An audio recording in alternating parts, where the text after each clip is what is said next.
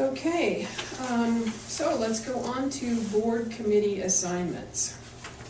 Okay, when board committees are assigned by the chairman of the board at the reorganizational meeting, in the past, it's been understood that the superintendent is part of these committees.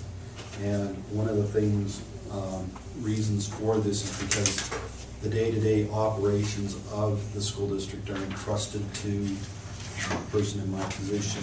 And if things were to come up that had to deal with litigation that the school district was currently undergoing or contractual issues, it is most likely that an administrator in charge would have knowledge of that stuff and would be able to steer the committee away from the pitfalls of some of the discussion and stuff that may try to take place during that committee that may influence that litigation or influence the or break the rules of negotiated agreements and contracts. So with that, I just wanted to make sure that you know, the board is still in agreement with that past practice, and to make sure that we're clear on who the chair of the committees should be in order for the committees to call meetings and for meetings to be posted and met. I'd like to say too that according to our board policy, committee work happens when the board directs it such. And Vicki, correct me if I'm wrong, but committees don't meet without being directed from here at this table by us to say, okay, we feel like we need some more look into this. Other than the budget committee, which is also a policy related thing. So when work comes up that requires a committee for the bus negotiation or whatever those things are, we always are directing that out from right here. So if that makes the understanding of what everybody knows. I'll move that we appoint Superintendent McGee to act as chairman for each standing committee of the board. I'll second. Discussion? It seems odd that we would appoint a, what do you call it? Chair when we don't even have a committee yet. Well, we have some standing committees that are in the board policy that we have that every year are set. Yeah, but I mean, we don't have members. Yeah, That's at the beginning of the reorganizational meeting. yeah, at the very first meeting at the election. The budget committee is set up. Mm-hmm. Back in May, we went around the table, I remember, and we said, now everybody's been serving on committees. Who wants to be on what committees? Oh yeah, And I know that. Yeah, you and I are on negotiations. Transportation and all that. Yeah. I guess the point here being that that we as a board feel that Mr. McGee needs to be involved in every committee. Well, he's the one that brings the stuff back to the board, so it makes sense. And he would be involved in every committee Yeah. anyway. Yeah, I think it's just a point of clarification. Yeah. You know, that he's there at every committee meeting, whatever it might be, whenever we deem it necessary. But that in that process, then he is the one that's in charge of that committee, running the meeting of that committee. Which he's always done in the past. Yeah, I think it would happen anyway, but I would say maybe the committee would have at that particular time, maybe the committee would have a different notion, I don't know. I think they should have that option. Well, but the bottom line is that it is a committee appointed from the board, and because each of us cannot be there, you know, I mean, that's the whole purpose of having committees, is that only two of us are gonna serve. Hmm. But that we have the same individual that's serving on each one of those committees, which would be Mr. McGee. Mm-hmm. And that he is, because he's aware of the school,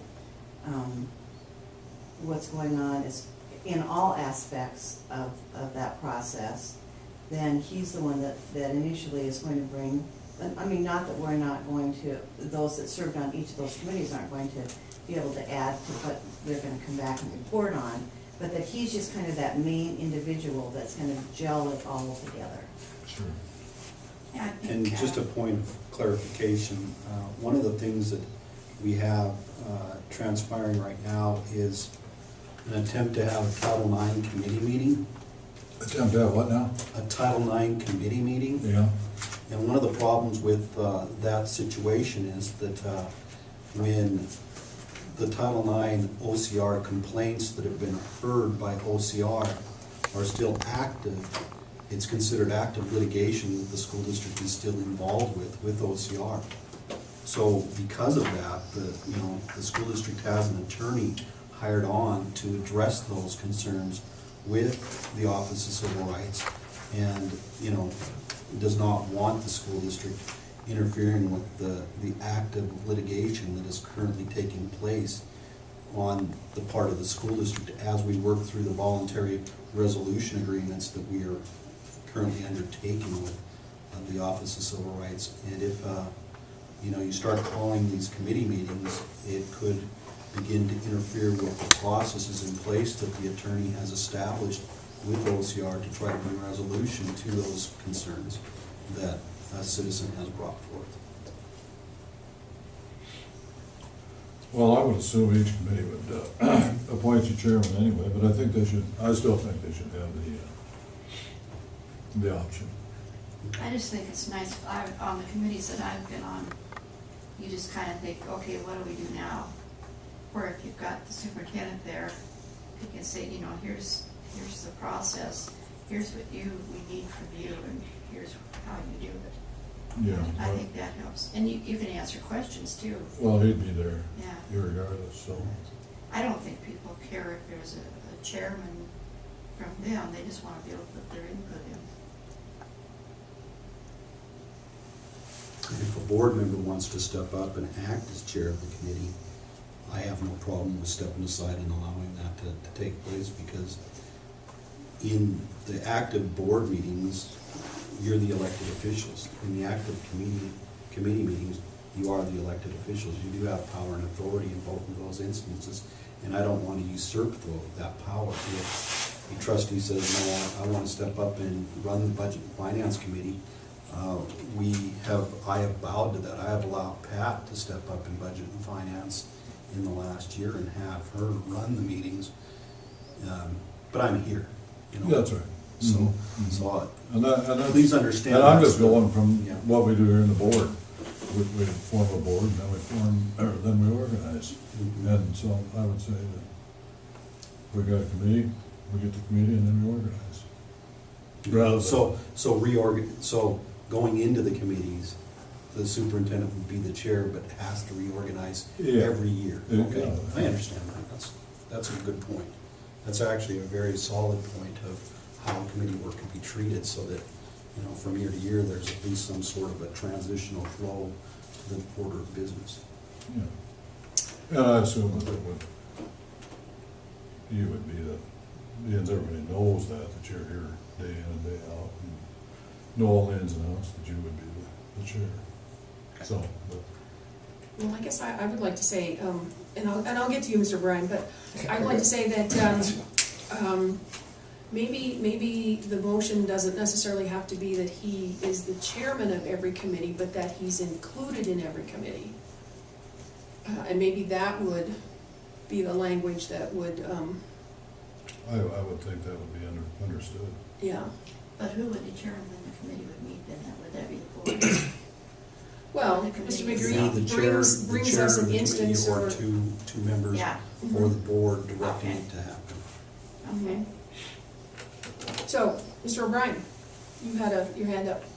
Yes. A couple things about committees. We did face a little bit of litigation in 08 or 09 about restructuring what took place in the organizational meeting. We were advised by the school attorney Elizabeth Keleva that you could not restructure what had taken place at the reorganizational meeting in May after your trustees were sworn in. And committees and chair and vice chair were appointed. Those changes could not take place after the board had made those appointments. Changes could not take place until the next organizational meeting, which would occur in May again. That's one point I wanted to bring up to the board. Your own attorney, who I think we still have, has advised us not to attempt to make changes for legal issues. Another point I'd like to make is Mr. McGee brought up a Title IX committee meeting that has been requested. Last month, Mr. McGee reported to the district in a district meeting that there were no Title IX issues within our district. Everything was resolved. We were in full compliance with all Title IX issues. And tonight he has said something different to what he said last month. He spoke about litigation, attorneys, issues that could be sensitive. I'm a little confused on that one. Trustees, for instance, as appointed to committees, should chair the committees. Trustees, if any trustee requests a committee meeting, there should be not a blink of an eye. They are the elected people who run the business of the district. And last but not least, if you're going to appoint anyone to a committee, they need to be honorable.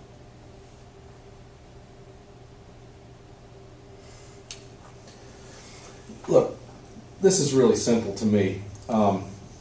As I've told all of you, I know how schools are run. I know how they've been run for years, and I know how this works. You don't want to talk about Title IX allegations. I'm going to leave the Title IX out of it. They're not allegations, they're resolutions. We've had problems with them. They're admissions of guilt. We've had them under Mr. McGee's watch. If you try and give control, is what I call it, to Mr. McGee as a chair, that's exactly what he's asking for.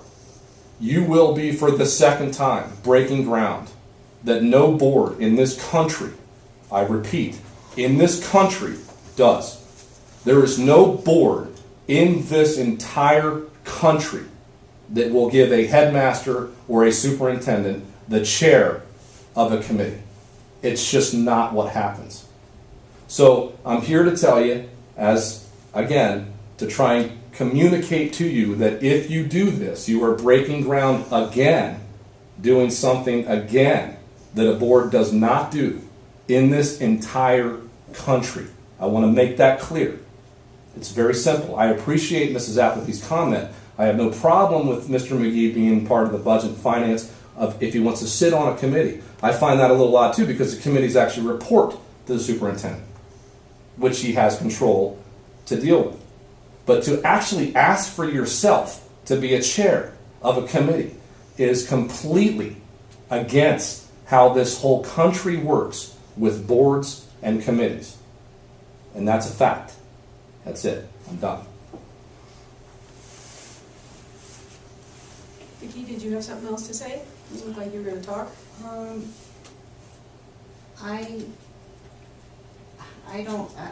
The bottom line is that every committee that I've served on in the last 12 years, the superintendent, or because of course Mr. McGee was not here when I first started, but the superintendent has in fact been in charge of that committee.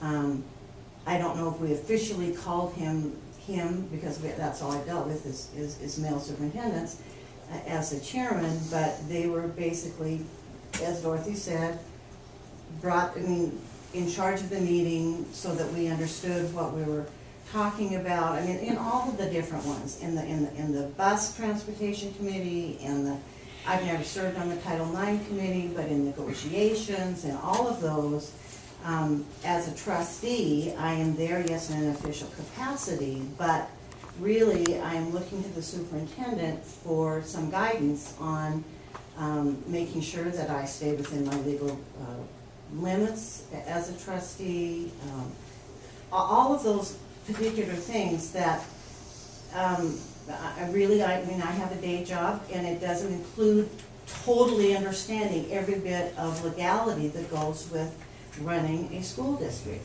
That's why I appreciate the fact that, at least in the years I've served on the board, that we have, not just Mr. McGee, but other superintendents, were always there, always helping us so that we understood what the committee was talking about. You know, and I think what Mel's trying to point out, and tell me if I'm wrong, Mel, is that it's always been basically just understood. We didn't, it wasn't anything that we had moved to, you know, in a, like we have right now as a motion that the board has actually accepted. But it was basically always understood that the superintendent was in charge, because that's his job, is to help guide those committees so that we have that proper information that is gleaned in those particular meetings brought back to the board, so that we as a board can decide what it is that what issue that we're going to address. Yeah, I think So, that's you know, what- I mean, and, But, you know, any reasonable person is going to look to him for, you know, a little guidance here and there, and be smart enough to parse out and make his own decision. right. So I honestly Whether, don't whether he's think, the chairman of the board or not. I honestly don't think that in any of the committees that I've served on, I've not felt like that I was there. I mean, was I asked to be the chairman of that committee? No. I think we met as a committee, you know, and I don't remember us ever electing a chair. there was never, not that I remember, but in all reality, I felt like the superintendent helped run the meeting to a certain degree. Yes, I think everyone that was involved in the meetings that I've been at. So it's not necessarily like a particular board meeting where we all meet and we have a particular chair and vice chair that run the meeting, but that we all have an opportunity to, you know, that are serving to participate, but certainly are getting guidance from the superintendent. I think if he attends all the committee meetings, like she and I are talking about, I don't remember us ever electing the chair of a committee. But you're there to guide us, to answer questions, and we come up, because on these committees, the budget committee, whatever it's on, we don't know all the legalities, we don't know all the laws against something, we don't know the whole situation. And we're there for input, but we need you there to just kind of, like I said, answer questions. Well, I think it's important that, I mean, I suppose a superintendent can make the choice not to be at certain, I mean, I don't know, could make a choice not to be at committees, but then, on the other hand, they're doing a disservice to the district, because where's the cohesiveness? Yeah. How do you know, it's like, you know, one part not moving because the other part doesn't understand, so that, you know, I want the superintendent there at every committee meeting. You get a lot more done if you've got someone like the superintendent there to answer your questions. Sometimes they're not very big questions, but if you don't have somebody to answer them, then the meeting's at kind of standstill. I have to say, I'm going into year 4 of budget and finance, and it's still fairly murky. Yeah. And you have to repeatedly hear the stuff, see this, see that, so that you, every time you learn, and some of the committees almost never meet. And, you know, we've never met on half of the committees. There's only a handful of them that actually Like have. book review, it's dependent upon a complaint of whether we have to cull a book out of our library. I don't even know what. And we haven't had that many complaints about, you know, what kind of books we have. Well, even if- Actually, Sorry, I'm just looking under our policy manual here, number 1210, the Board of Trustees. Says the chairperson is permitted to participate in all board meetings in a manner equal to all other board members, including the right to participate in debate and to vote. The chairperson may not make a motion, but let me second the motion. And So, that's referring to me, or whoever sits in this position at regular meetings. I'm not sure whether that officially applies to committee work. But on the other hand, that verbiage, we could understand that particular person, that the chairman, and right now the motion is that we have Mr. McGee, or the superintendent, but Mr. McGee is the superintendent right now, act as the chairman. Well, the chairman basically runs a meeting. You can vote, but you can't open up a motion, can you? Nope, supposedly not, but I So can second a motion. Right, so the chairman, even though that's, his name, doesn't, is really there to run the meeting. That's what that verbiage is saying, is that they're running the meeting, they're kind of the ones that are, guiding it. It's a go-to person. Yeah, Yeah. but there's certain things that they can't do, and one of those things is they can't, they're not supposed to open a motion. So, really, they're there for guidance. Mr. Bryan? I'd like to comment just on a few things. Number one, committee meetings do not make motions and vote. They're only informative. They do not require a chair. Number two, Mrs. Rhodes stated she had attended a book committee meeting in the past because there was an issue with the book. If there's an issue with the contract, it's possible that the negotiation committee could meet. If there's an issue with the budget, it's possible the budget committee could meet to give resolutions to the board to try to resolve those issues. Right now, I see that we have several Title IX issues. And in my experience living here for several years, there's never been a Title IX committee meeting ever in this district. And if there's a time now, we've got conflicting information at the board level from last month to tonight. I think it's high time there should be a committee that met to discuss what is on the table with our school district and the Office of Civil Rights. And I think it would be imperative to have the superintendent attend those meetings as an informational tool for the district to the trustees that are on the committee. I guess I'm going to say that I don't believe that that's committee work. I believe that's work for a regular meeting right here at the table. Now, Just to answer. has there ever been a Title IX committee meeting? That's my Just personal to opinion. answer the question with regard to the current issues with Title IX and the reason the committee has not met with regard to it. The reason it hasn't met with regard to it is because a person in this community who filed the Title IX complaints jumped beyond the school district's board policies, ability to manage situation that is grievable. If there is a problem in the district, there's uniform grievance and complaint procedure that is set up by the school district. When that chain of ability to deal with it was jumped and elevated directly to the Office of Civil Rights, Department of Education in a complaint, it at that point in time turned into a litigious situation for the school district, which required the school board to be notified that that had occurred, which required the school board to then take action to bring in an attorney and to try to resolve those things. Now, in that process, it was, as it was explained to the board then and is now, there was a request for mediation. The complainant refused mediation and wanted it to be anonymous. Therefore, when they refused that, it kicked it directly to a voluntary resolution. And in the voluntary resolution, it was very clear that it was not an admission of guilt, and there has never been an admission of guilt.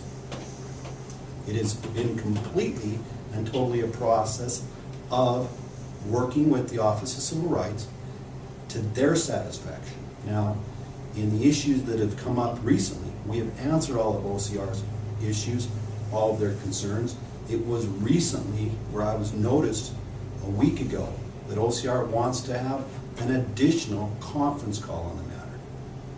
They want to tie this up, but they need to have one further conference call.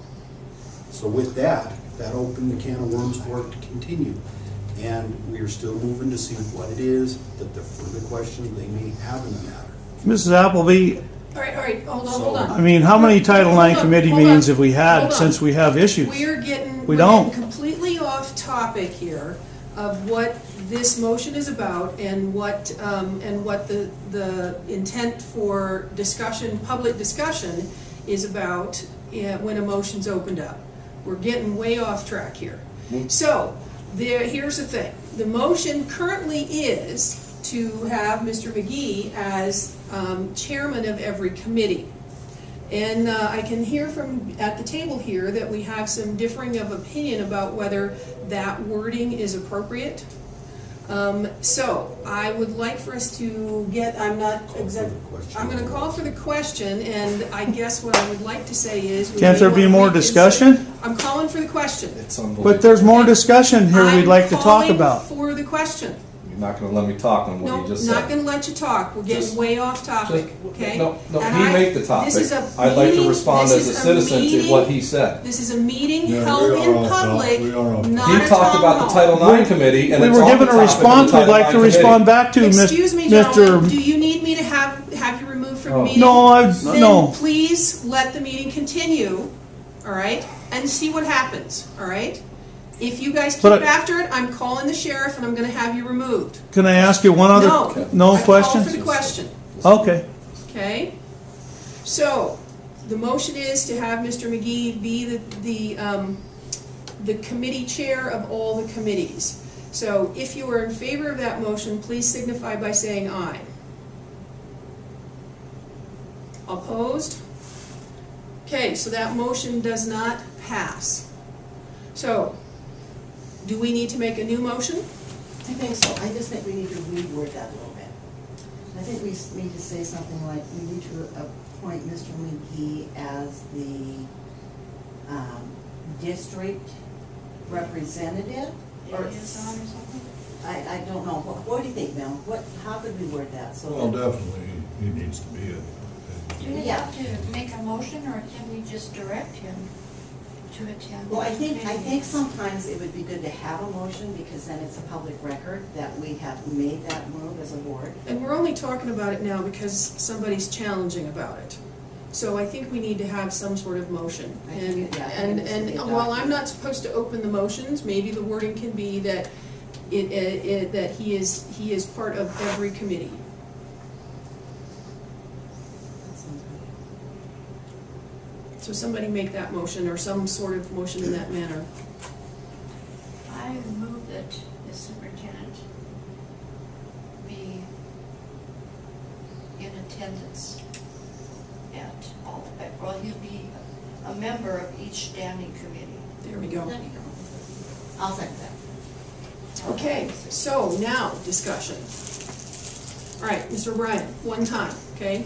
You're changing your organizational actions from the meeting you had in May, and you were legally advised a few years ago not to do this. Okay, Now, I understand we you. say that, we're good. I was. Okay, we're I'm good. not done. Good. Can I go on? I don't want to be No, removed. We've already heard that, we've already heard you say that. I just want to You got advise something you else to that say? your own attorney has advised this district not to take actions like this. Is that true? That's incorrect. Okay. Can we have a little honor up there? So, any other discussion? Call for the question. All those in favor of the motion that Mr. McGee is part of every standing committee, please signify by saying aye. Aye. Opposed? All right, thank you. Okay.